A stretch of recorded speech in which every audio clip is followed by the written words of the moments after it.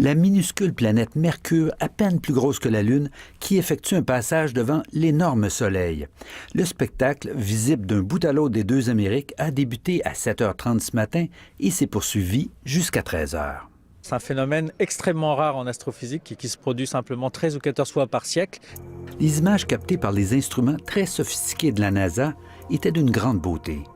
On y voit Mercure franchir 1,4 million de kilomètres en moins de 5 heures, un tout petit point noir qui semble flotter sur un océan de feu. Une traversée qu'on ne reverra pas avant 30 ans. Je trouvais que c'était un privilège de voir un phénomène que je risque de ne pas revoir dans ma vie.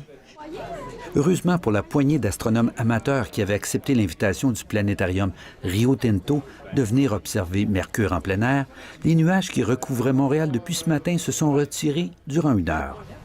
Et les instruments mis à leur disposition pour repérer cet objet, qui se trouve à près de 100 millions de kilomètres de la Terre, ont fait leur boulot. Ça nous permet de voir de façon tangible, je trouve, le cosmos, là, d'une façon plus réelle que les images de Hubble, qui sont presque trop belles, là.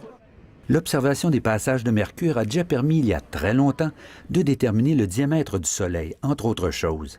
Mais aujourd'hui, l'événement astronomique est considéré avant tout comme une curiosité scientifique. Il y a quand même un petit intérêt scientifique à pouvoir tester les outils et les instruments pour pouvoir étudier les exoplanètes, en fait, et de le faire sur le système solaire et de se servir du système solaire comme laboratoire proche avant d'aller observer des choses qui sont beaucoup plus loin.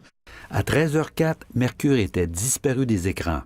Et pour ceux qui ont raté le rendez-vous, patience, le prochain n'aura pas lieu avant 30 ans. Ici Normand Grondin, Radio-Canada, Montréal.